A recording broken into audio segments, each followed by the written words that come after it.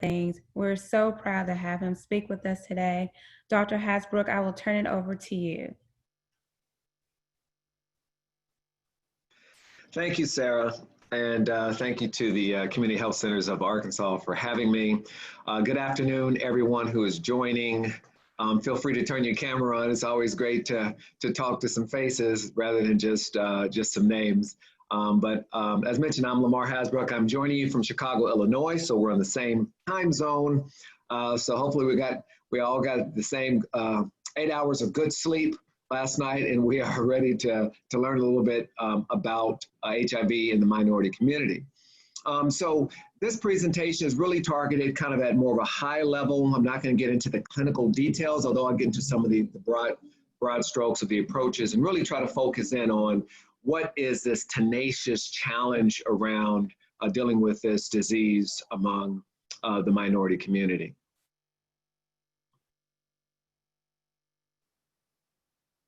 So let us get started here.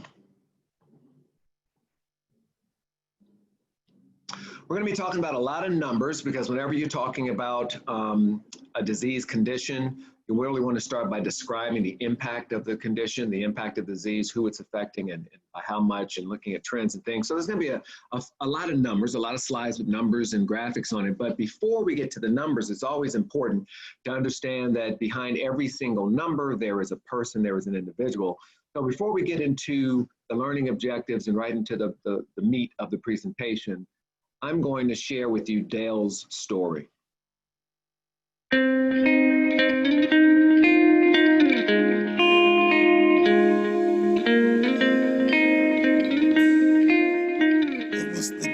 My life changed forever because I began to run for my life. I left college. I could not talk about it because of the dangers and the fears associated with the virus. And I lived in fear.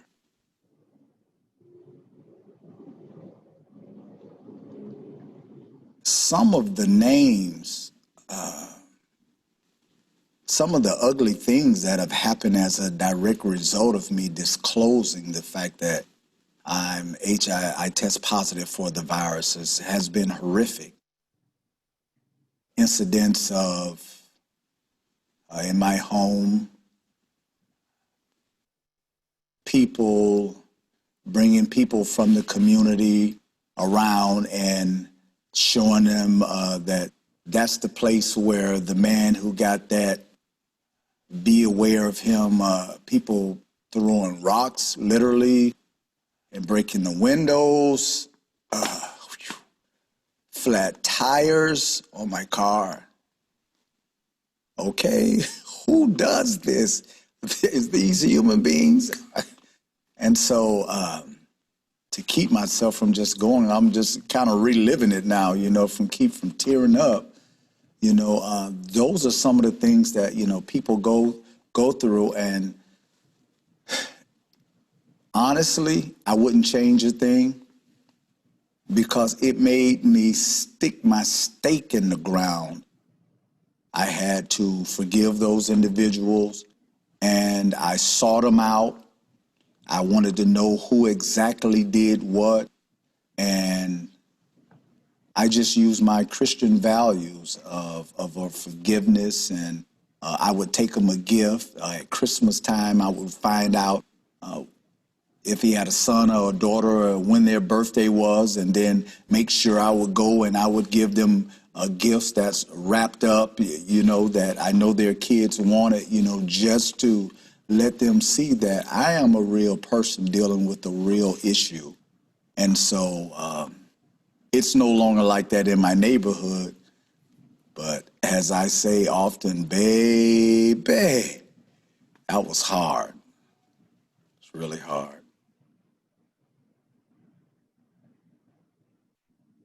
I was getting ready to go out of town, and I had a cough, and I remember 2 consecutive nights that I could not go to sleep. And I went to a hospital. So for the first time, the virus had turned to AIDS, and I was walking around still swagtacular, and it was dead, was dying. Can you believe it? I had literally 0 T cells walking around. What happened was I flatlined once. After they brought me back, then I went into total renal failure. The total renal failure took me into 2 blood transfusions. Then I had to go on dialysis for 2 weeks. After the dialysis, flatlined again. They brought me back, and then I went into total respiratory failure. Then they found that I had not 1, not 2, but 3 pockets of pneumonia in this left lung. And it was also full of water. And one of which was the deadly PCP. And you know, once that gets you, you're out of here. And so they had to cut a hole in my side to drain the water out. That took about 20 days, you know, because of the delicacy of the lung. And then I flatlined again, and they brought me back. And then when they tried to, after a period of having me on 24-hour antibiotics, when they reintroduced the antiviral medications because they hadn't been there in so long, the shock came and I flatlined again. And so, but it was not my time to go. I believe that I'm here to be progressive, to help save lives, to help raise the education level on the fact that prevention and education is still a prominent cure. In fact, HIV is 100% preventable. Unprotected sex. Unprotected sex is the catalyst that causes an individual to contract the virus. And so that's one of the most salient features that I'm trying to get out.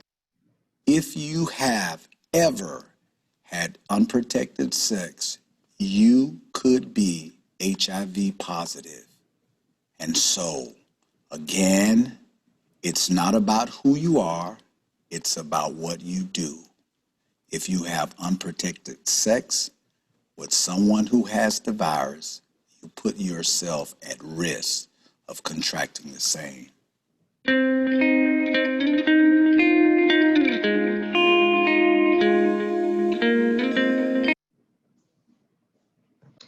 Okay, so here are the topics that we're going to cover. We'll talk a little bit about the scope of the disease, both at the national level, and then we'll zoom right down to the state of Arkansas.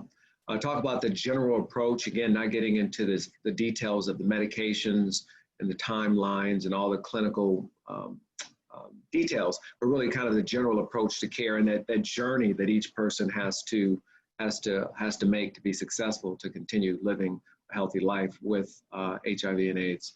Talk about some of the prevention challenges specifically for minorities, and get into some of the suggested ways to optimize care for minorities, really sensitizing folks who are in the business of caring for folks with this condition to really help to optimize their care. And then I'll introduce you to something that you may be aware of, you may not be aware of, but it's relevant because it actually impacts the state of Arkansas. And that is a new federal initiative announced in February 2019 by President Trump called Ending HIV Epidemic. And so those are the things we'll cover. And then hopefully we'll have a good amount of time for a dialogue or a Q&A period following this. So let's talk first about the scope of the disease. And many of you may know that currently there's about just over 1 million people that are actually living with HIV and AIDS. Since really the epidemic hit the scene in the early 80s, say 1981 or so, we've lost about 700,000 lives due to HIV and AIDS.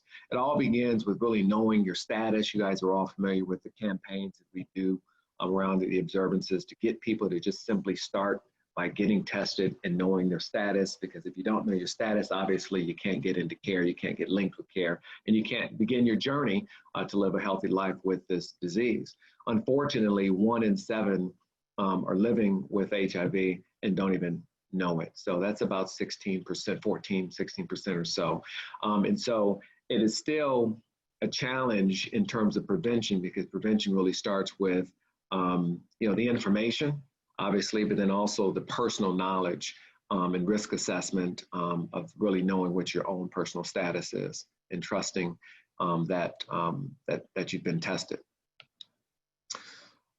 There are geographic hotspots. You'll see your state highlighted down at the bottom.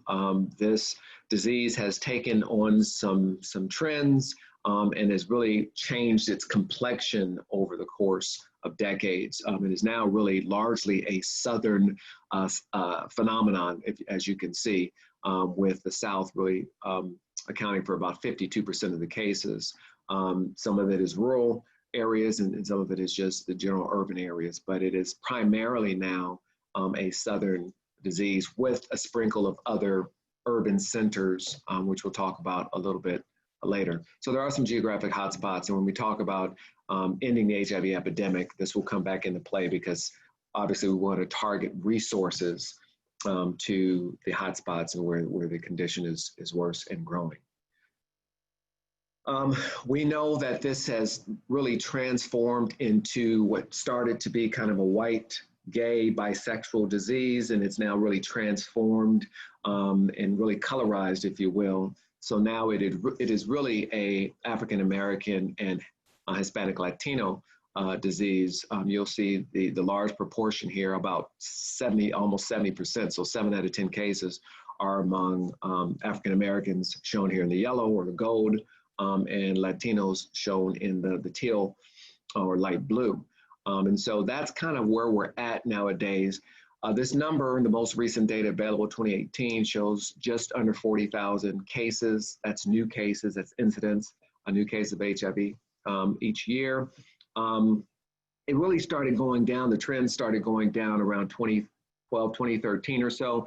And since then, it's been kind of holding steady here. It's kind of been at this stubborn, just under 40,000 or so per year. So that's really what we're dealing with. So 10 years, the estimate's 400,000 additional people will be diagnosed with HIV and AIDS. And so we'll talk about some of the strategies to target this largely Black and Latino condition at this point.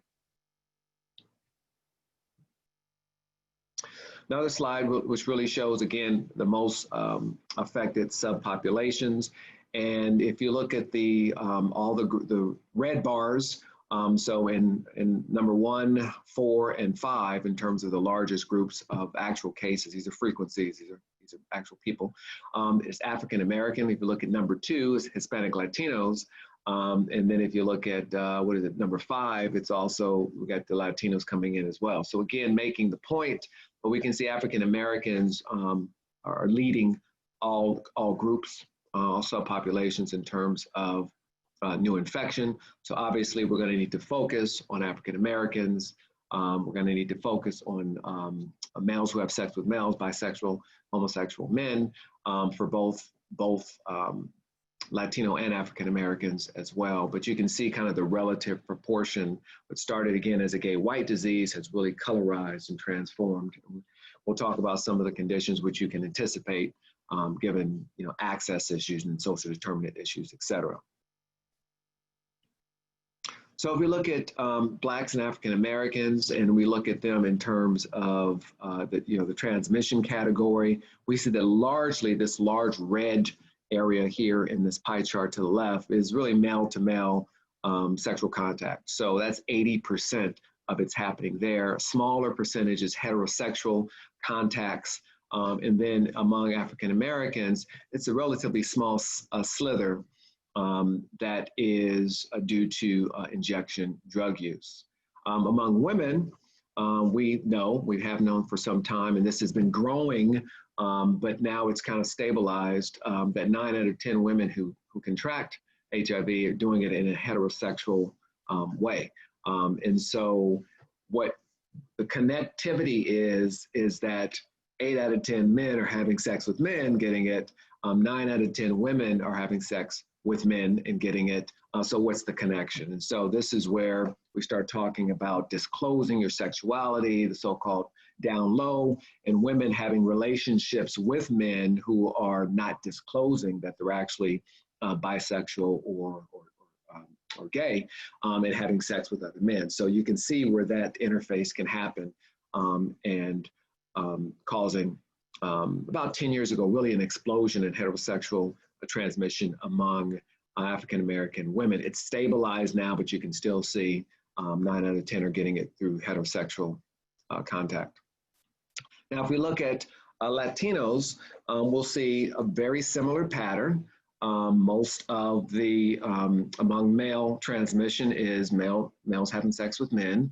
You'll see a slightly smaller heterosexual sliver and around the same injection sliver among women, among men. And when you look at women, you see that much more of them are getting it through injection drug use compared to men of either African-American men or Latino men. So that really tells us we need to target and be sensitive to injection drug use as a mode of transmission, again, as well as heterosexual contact. And again, you have this nexus between a large male population having sex with men and contracting it, and then women having sex with men, presumably some of those men who are not disclosing their sexuality and sexual practices, and infecting them as well. So those are very, very similar when you look at African Americans. And so we've learned so far, just to this point in the presentation, that this condition is really colorized. This condition is really a male condition for the most part. It's really a men having sex with men for the most part. Small contribution due to injection drug use. And for women of both African American and females, it really is a heterosexual phenomenon that is causing them to get infected. Now, zooming down to Arkansas, because you may be interested in some of the trends. And so every year, if you look at the green bar, new cases of HIV diagnosis are somewhere around 200 or so. Looks like there was a peak in 2014. Don't know what was going on there. You guys are much closer to that than I am. Perhaps there was an outbreak. Perhaps there was some change in the case definition or some surveillance biases. I don't know. But on average, it looks to be about 200 new cases across the state per year, and then about 150 or so, between 150 and 200 or so cases of AIDS. That is, people moving from HIV to AIDS per year. So not a huge problem, not the hugest problem, but certainly a tenacious problem there in terms of not making much traction in terms of any declines of these trends over, this is a 20-year span. When we look at the some of the demographics of what's going on, again, much like the national rates, it's a male condition primarily. So men make up about 8 out of 10 cases. We see that blacks are about half. If you have blacks and Latinos together, that's just over half, 51% there. Some of this is reflective of your demographics, but still you can see it's largely, or at least 50% or so, a problem among African Americans and Latinos, which is probably very, very disproportionate given your demographics there. So what we've learned is that we know that this is a young disease between age 15 and 44. Between 15 and 24, that first slice, and then 35 to 44, that other slice, those two make up 48%. But the good news is that at least on a national scale, those have been stable in terms of their rates. What we're seeing is an explosion or an increase among those who are 25 to 34. So this tells you two things. One, which you already know, it is a young disease primarily, but it also says there's a lot of potential years of life that can be lost if you're getting a condition in your 20s, 25, 30, you still got a lot of life to live. And so it's important for you, number one, to know that you have it, and number two, where you begin to change your behaviors and get yourself in care and get yourself going down the continuum of care so that you can still enjoy those next, 30 years of life, 30, 40 years of life. In terms of exposure category, here we see again, men having sex with men is the largest slice of the pie. Again, that's consistent what we're seeing at the national level. So I think the take home from here, and then we got heterosexual transmission at 20%. So the take home here is that you're not so different, allowing for your demographics in Arkansas. You're not so different from the national picture.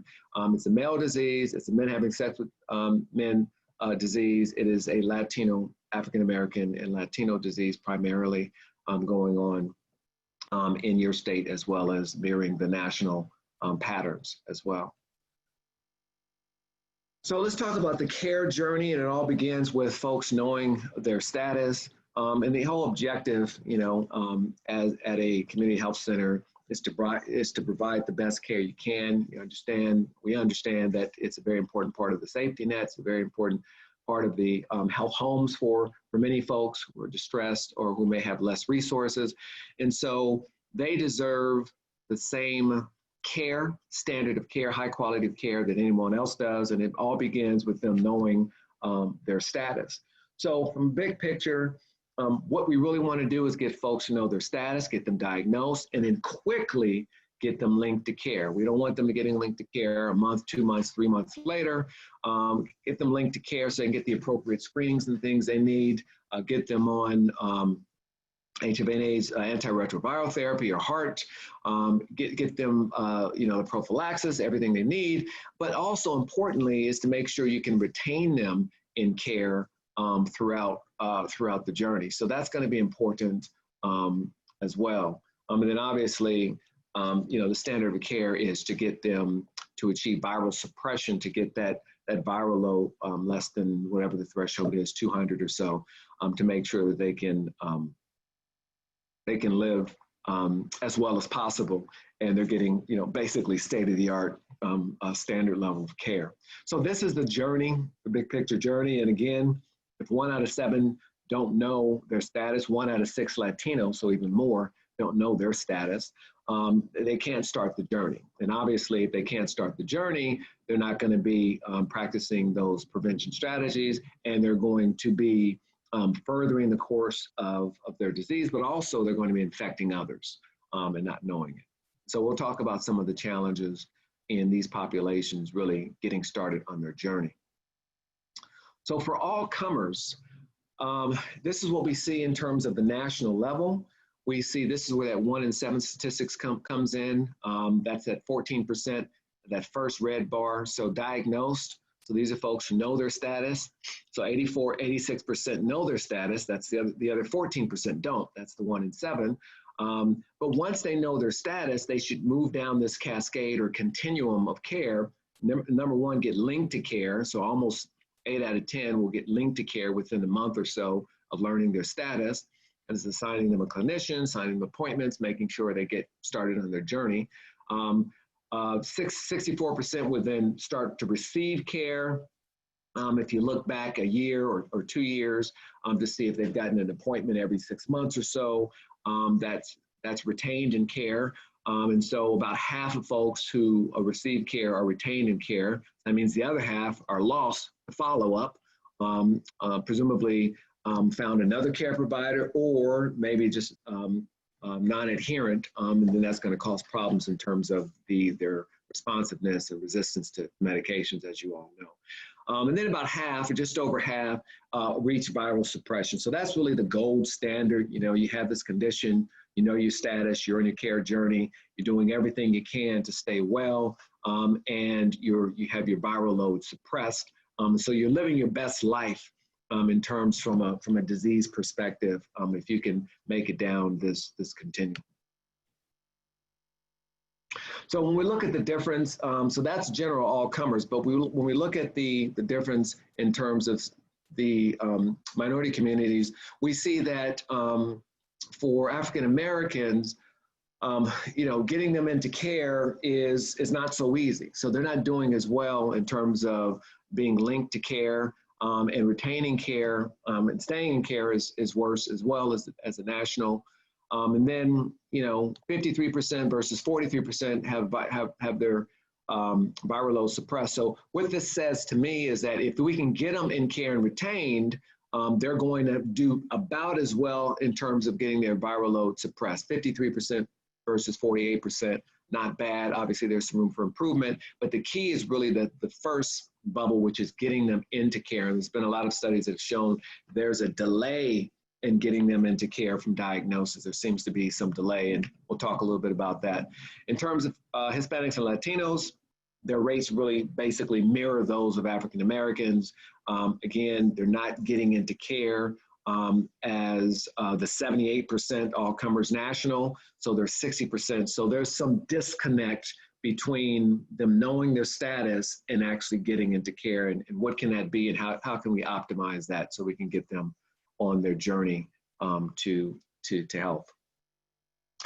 So some of the clinical best practices, just again at a very high level, these are core performance measures that HRSA is measuring community health centers for. So basically, everyone that comes through your corridors, those 200 folks across the state, and a good proportion of those, maybe half, I don't know what the statistic is, are coming through your community health centers. Certainly, you're going to be more likely to have folks who are lower in the SES scale, more likely to have African Americans and Latinos coming through your corridors than all comers. But the basic care that they're getting at any clinic, any hospital affiliated clinic, academic clinic, should be exactly the same. That is that they should be put on antiretroviral therapy. The goal should be viral suppression, PCP prophylaxis, making sure they're visiting on a regular basis and they're staying in care and being retained in care. Those are the things that you're being graded on, that you're being scored on, and those are the things that matter most. In addition, making sure they get qualified or at least are screened for the eligibility for the AIDS Drug Assistance Program, which obviously is filling the gap, standing in the gap of their financial situation, making sure that their economic status is not an obstacle or challenge or barrier to good care. So you have this drug assistance program, oral health screenings, medical case management, making sure you're coordinating all the care that they need in terms of the social needs, in terms of the other things that they need to minimize the stressors in their life and make sure they can handle their regimen. Then a number of clinical screenings, be it making sure they get the flu, making sure they get screened for TB, all of those things that we do with folks in particular who are immunocompromised. And obviously COVID comes to mind now, and we know that this folks that have HIV are going to be at higher risk, not only for getting COVID, but really for having the complications as a result of COVID. So best practices, these are things that your health center are being scored on, and I'm sure those of you who are in care are very, very familiar with these.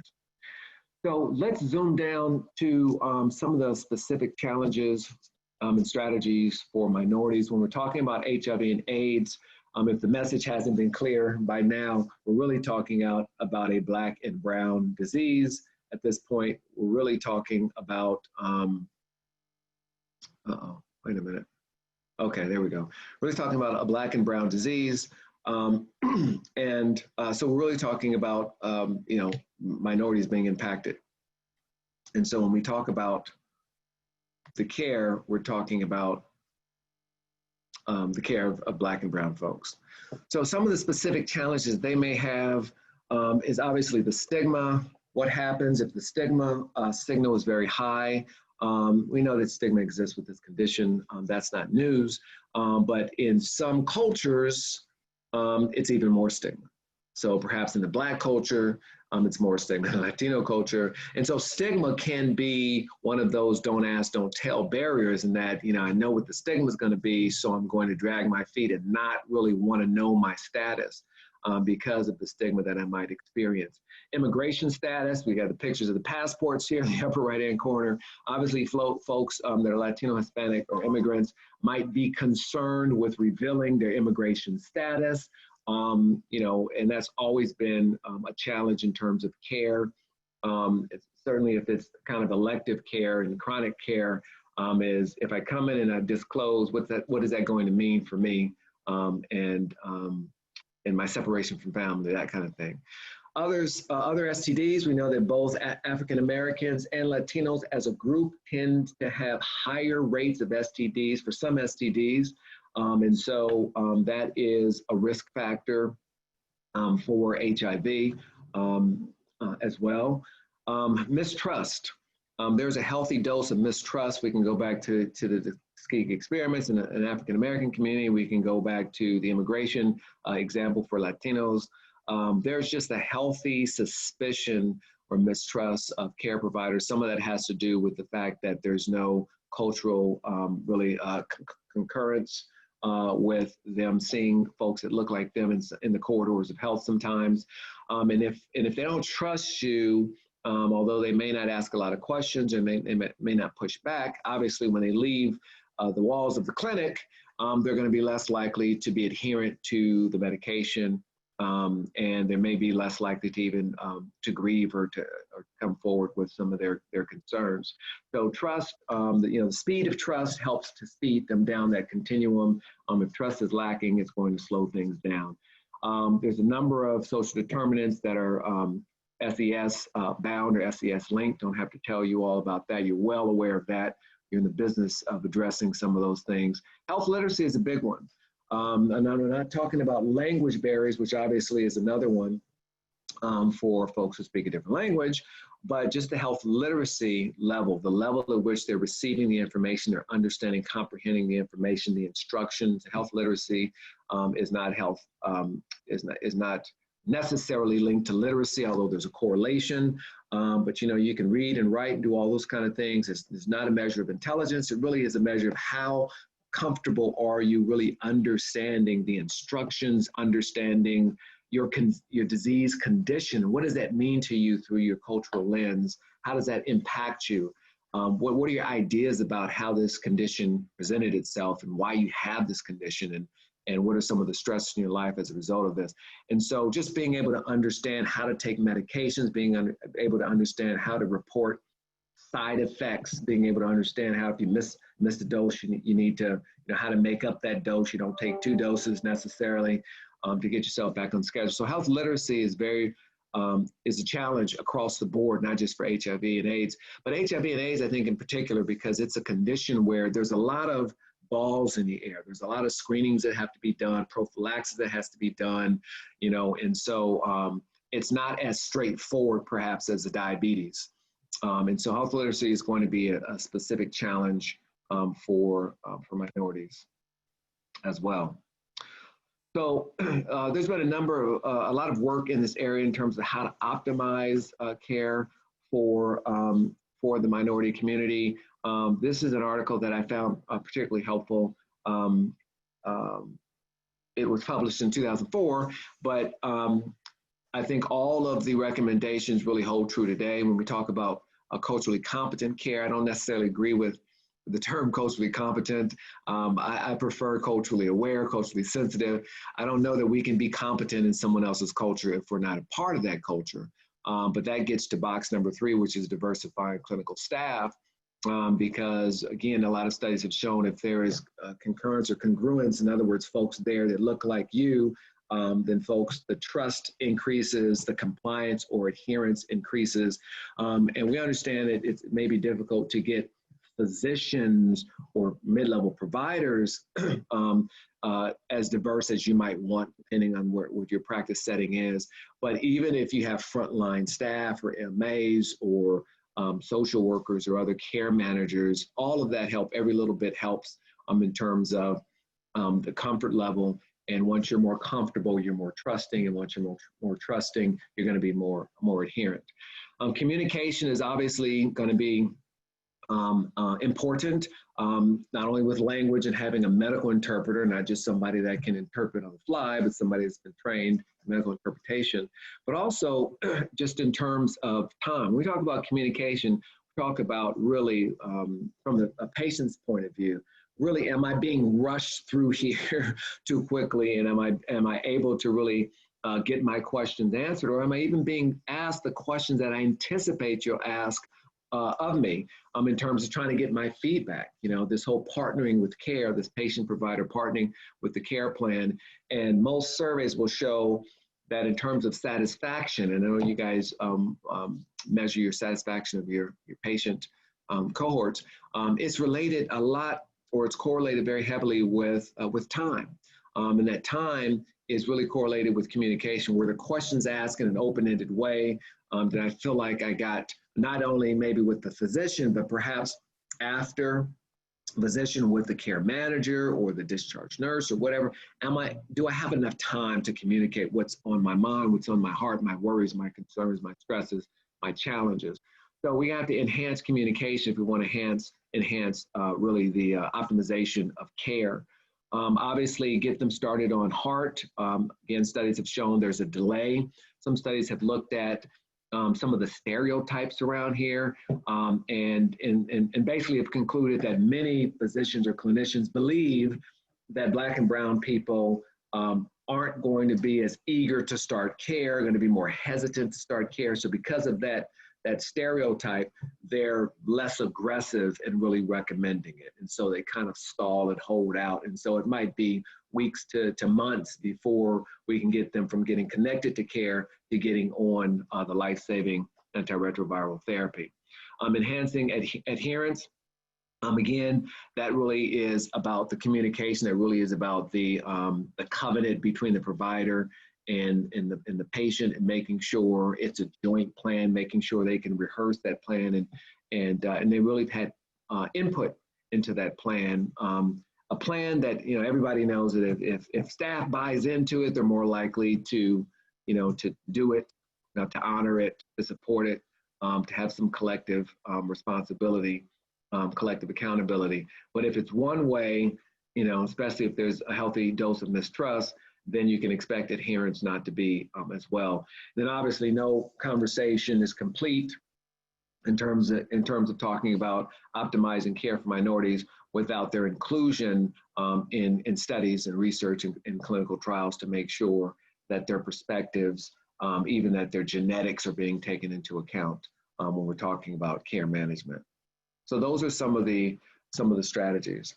I'm just going to end briefly with just a very high level description of this Ending HIV Epidemic initiative, again, launched by President Bush, and really with the fiscal note being this year, the fiscal year 2020.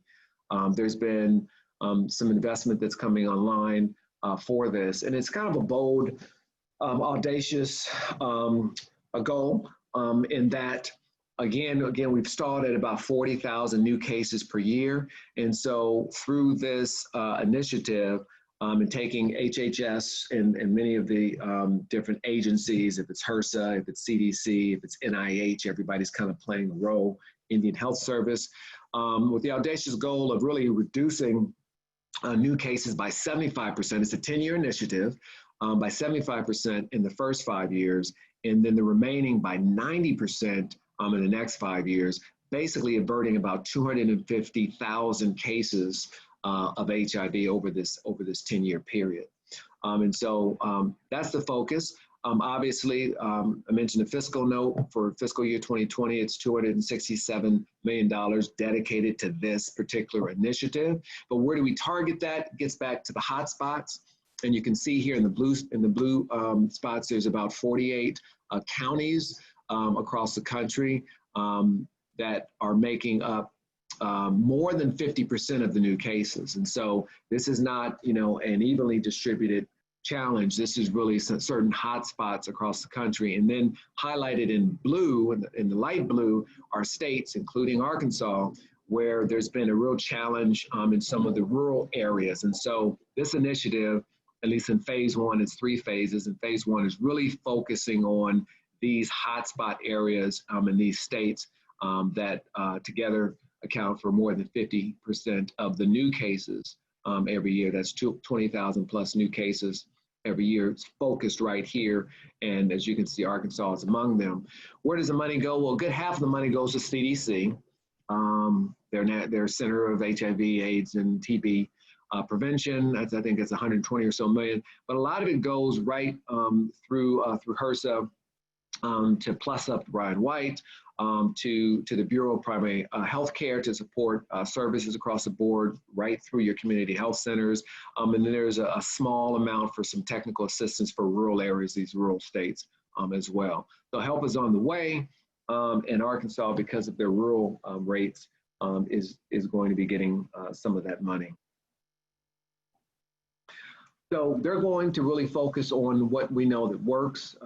You know, again, this epidemic has been improving, but it's been stalled at about 40,000 a year, which is where this initiative comes in. Making sure folks know their status, number one, that's where the continuum starts, the care continuum. Making sure we can get them treated, get them on heart quickly, and then making sure we can get them virally suppressed. The prevention across the board, so if it's syringe service programs, for injection drug use. We know that's a growing slice of the pie for Latino women, for instance. Then that's going to be important in pre-exposure prophylaxis or PrEP.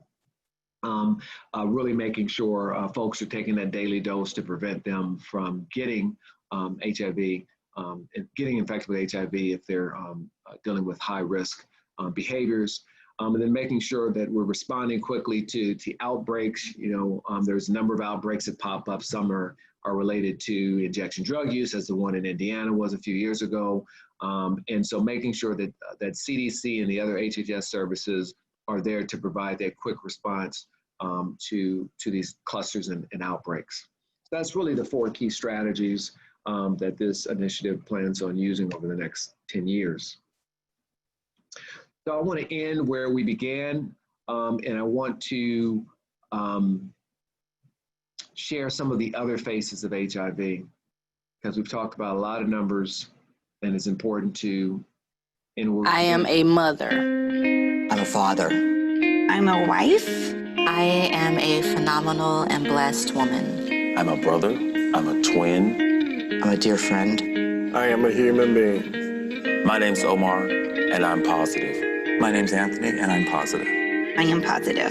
I am positive. I am positive. My name is Donald, and I am HIV positive. This is a virus. A virus doesn't care what your sexuality is. It doesn't care what race you are. How much money you make. It doesn't care how many friends you have. Doesn't matter if you're rich, poor, black, white, young, old, gay, straight, male, or female. Even those that are my age seem to think, oh, well, it's never going to happen to me. It's going to happen to someone else. I had this one person once who referred to people with HIV as those people. It was those people this and those people that. You need to know that just because it doesn't look like it used to look, it's still there. HIV doesn't know who or what to attack. It's just that all it takes is a certain action exposure. I was in a committed marriage. I wasn't in a relationship. I wasn't dating. All the virus needs is a human T cell to grow and replicate. And guess what? We're all human. We're just human, just like you. We're your friends, we're your lovers, we're your family, we're your cousins, we're everybody. I love just like everybody else loves. I get up in the morning. I do the exact same things you do. I do everything the same. It's just a disease that's in my body. It's not on the outside. With HIV and AIDS, we've come so far, but yet we have so far to go. Nobody is immune from the possibility of being infected with HIV. I don't care who you are. Look at the faces that it's really affecting. It can happen to anybody.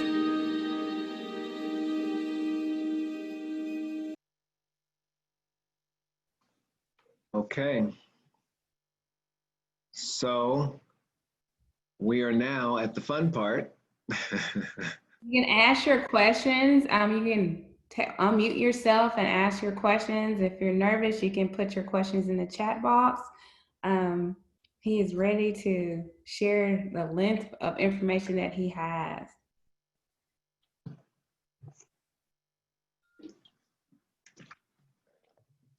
So while we're queuing up questions, so that series, The Faces of HIV, I really recommend it. There's probably about 8 or so stories. So if you're working in the space or you know somebody that is, that's a great resource to really to share with folks these individual journeys. I think it's very powerful, again, to put a face to the numbers. I think that was done out of the state of Florida. Dr. Habrouck, this is Nicole. Great presentation, thank you. I wanted to ask a question. In the face of COVID, what does HIV and AIDS, where is it sitting in the spectrum as it comes to care? How are we dealing with it in the American community? Sure. So, I think everybody, or most folks who are in the health sector at least, if not the lay public, really understands that COVID has really kind of pulled the sheet back in understanding that the disproportionate risk to people of color, to minorities, in terms of their access, in terms of even their flexibility around being in harm's way in some of these essential jobs.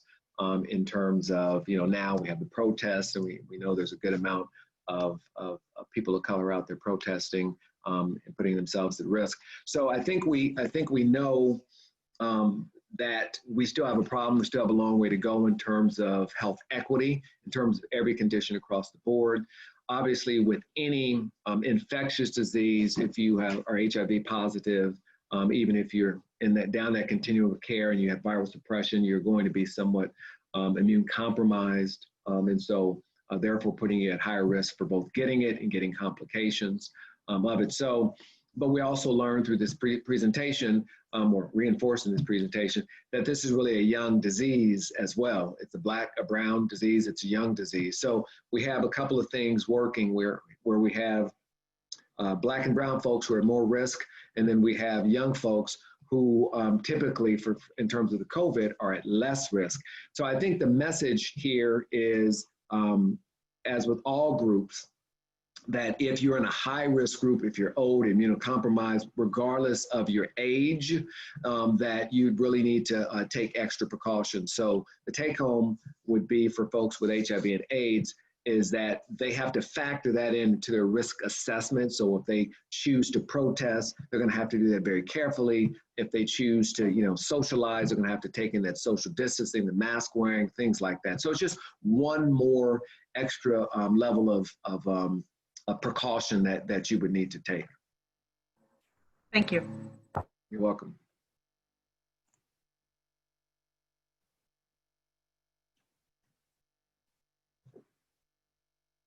Other questions?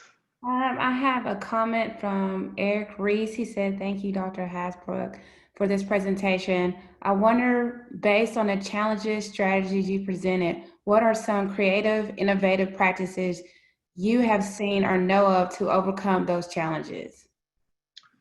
Great. So, it really depends on the context that you're in.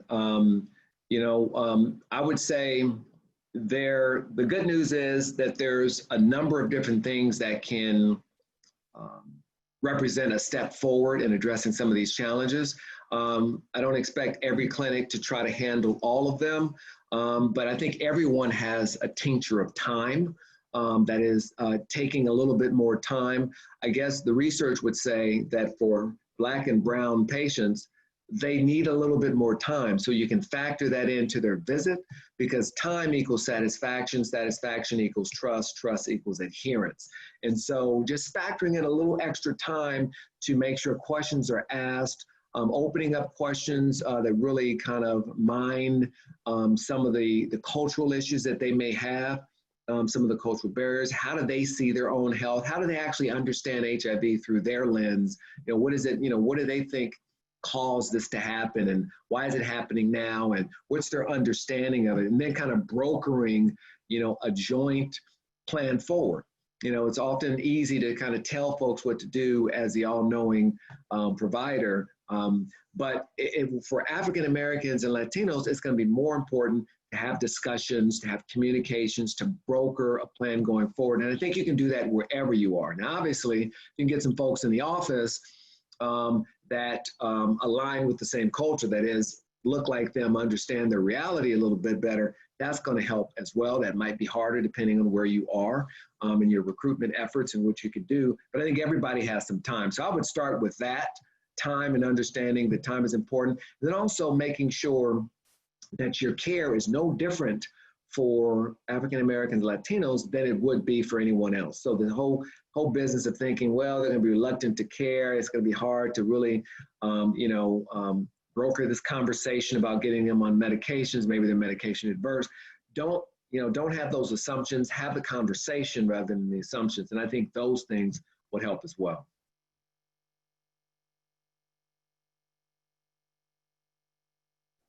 We have another question for you from Lisa Weaver.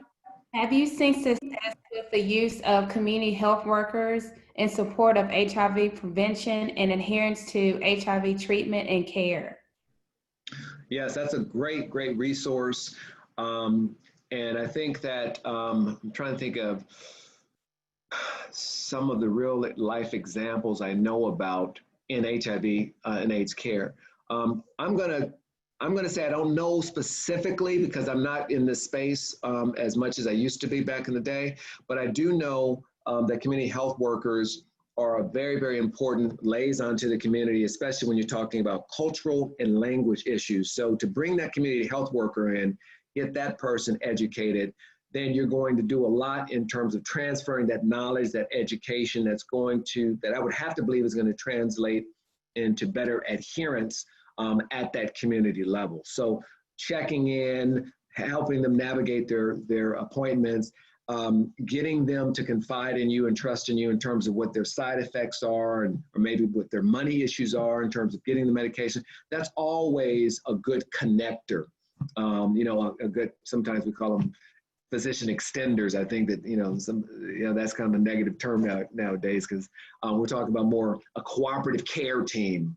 More. So community health workers, great resource. I can't tell you any specific examples, but I'm sure there's probably lots in the literature in terms of some of these models, but that's a great idea and a great resource.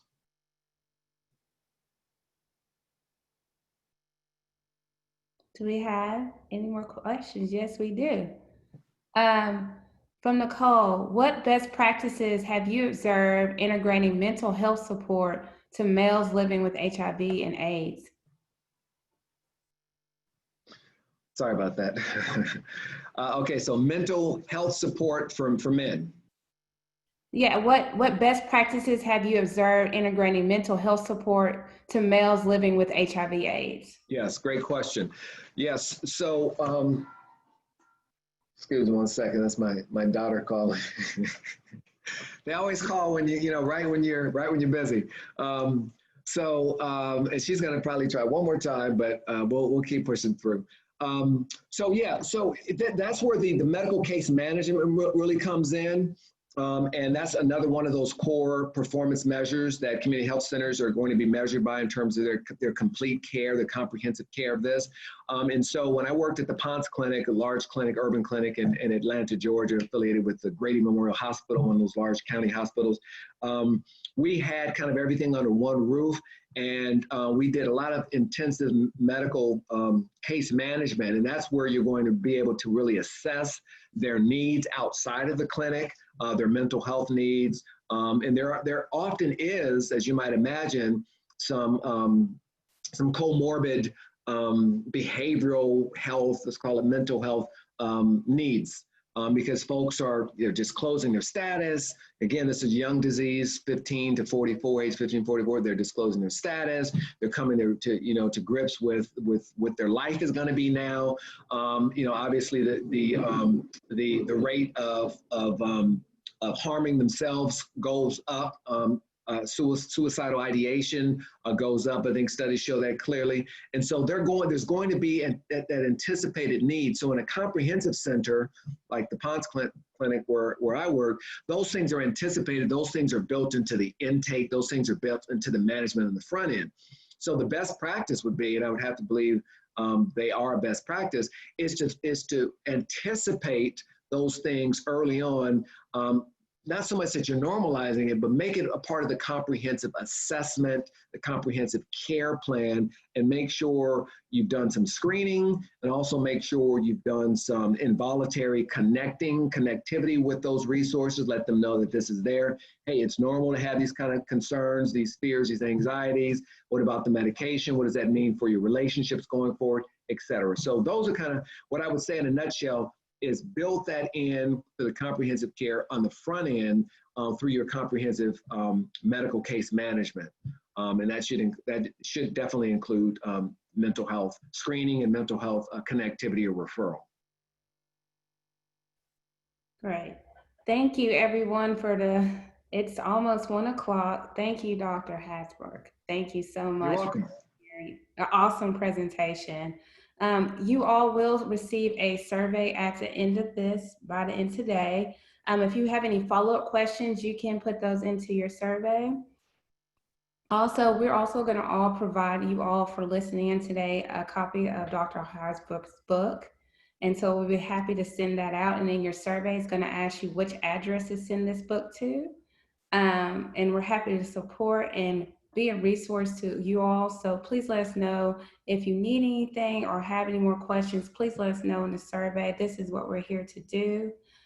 Thank you so much, everyone. Have a great afternoon. And thank you, Dr. Habrouck, so much for presenting such a beautiful presentation to us today. Thank you for having me, Sarah. And thanks everyone for joining. All right, everyone, have a good afternoon.